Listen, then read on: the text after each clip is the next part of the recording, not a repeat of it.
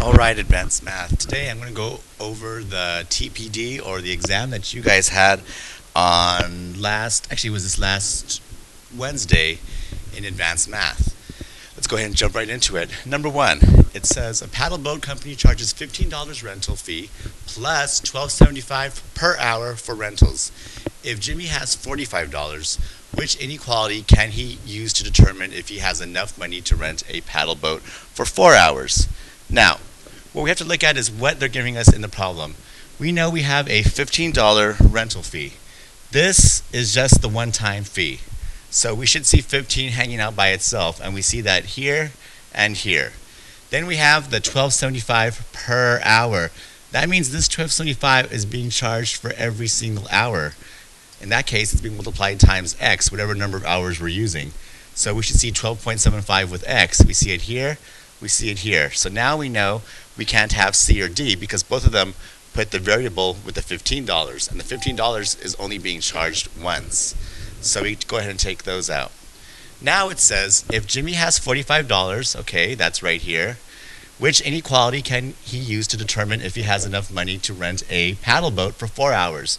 We don't really care about the 4 hours part right now. What we want to do is figure out which sign here best represents our situation.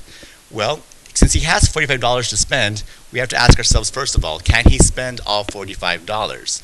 And if he wants to, he can. So therefore, we could have a half equal sign. But both of our choices remaining have that equal sign. So now we figure out which inequality symbol is the best. Well, if you only have $45, can you spend more than or greater than 45? And the answer would be no. You can't spend more than what you have. So the only choice left is choice A. He has the $15 fee just for using the boats, the $12.75 per hour. He can spend or equal to $45 or less, but he can't spend any more. So there's the solution for the first problem. Let's go ahead now and go to the second problem. Let me clear the screen, and let's go ahead and scroll on down to problem number 2. If I can get it to scroll down correctly, there we go. So it says, look at the strip diagram below. Which of the following describes all of the solutions? Solutions means you have to have an equation first, or an inequality, and we have that here. We have two x's right there, joined with a negative or minus 4, and we know that they can be no more than 1/2. So if they can't be any more than 1/2, we ask ourselves first, can they be equal to a half? Well, you can be equal to something without being more than it, so yes, you can have part equal sign. Can you be more than? Well, it says no more, so if you can't be no more than, then you have to be less than. So there's our correct symbol.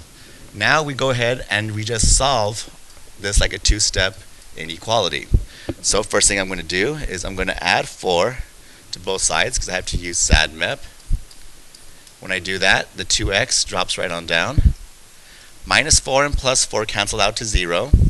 My inequality drops down. Half plus 4 is 4.5. I'll go ahead and go to decimal form just to make it a little easier.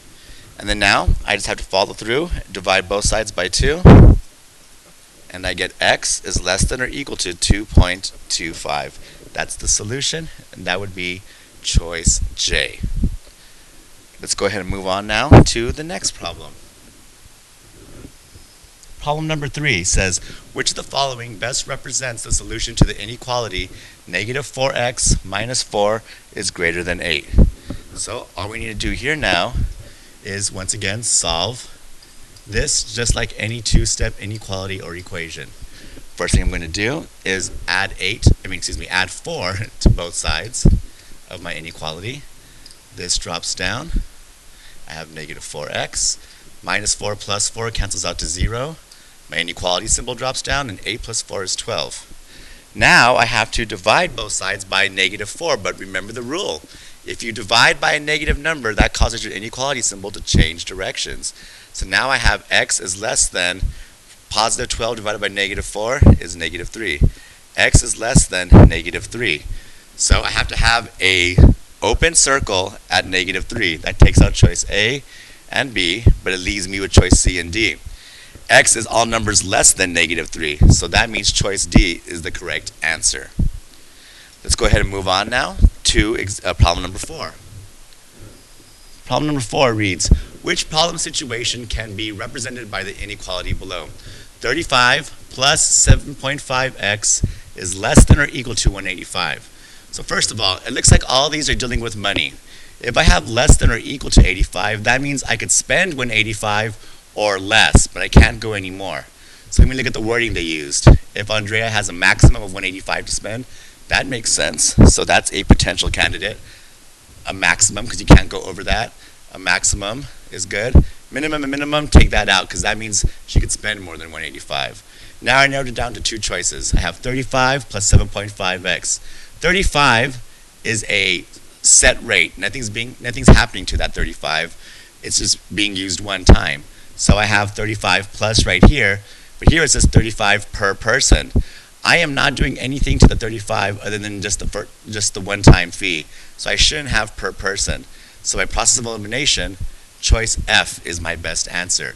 $35, that's right here. I'll check mark it, I guess. Plus $7.50 per person. The per tells you that the variable is going with it. And you have a maximum of 185. That means you could spend the 185, but you can't spend any more. You can only spend less. So there's your solution to number 4. Let's go ahead now and look at our final problem, number 5. I'm just going to erase the screen really quick so I can scroll on down. And number 5 says, use the inequality below to find all the values of W. So our inequality, this is just solving a two-step inequality. Negative 3W minus 9 less than or equal to negative 15. So let's go ahead and use SADMEP. First thing I'll do is I'll add 9 to both sides. When I do that, the negative 3W go ahead and falls right down. We didn't touch it yet. Negative 9 plus 9 is 0. Inequality symbol falls down. Negative 15 plus 9. I owe $15. I paid $9 of it. I still owe $6. Now I go ahead and I will divide both sides by negative 3. Remember my rule. If I divide by a negative number, my inequality symbol will flip directions. So x greater than or equal to, a negative divided by negative is a positive. 6 divided by 3 is 2. So x, or in this case, my bad, I used x when they did use w clearly. Force of habit, I guess. Didn't change anything. W is greater than or equal to the number 2. And that would be choice C right there. So those are your answers. Attached to this video, there is a response sheet for you to let me know what your mistakes were. And you have to write down and explain to me what all your mistakes were, if you had any, in these problems before I'll let you correct them and resubmit your test in. When you resubmit your test, I will give you half credit. That means whatever your old test grade is, when you correct everything, add 100 to that and then divide by 2, and that'll be your new test average. All right, good luck guys, and make sure you ask any questions if you still have any points of confusion.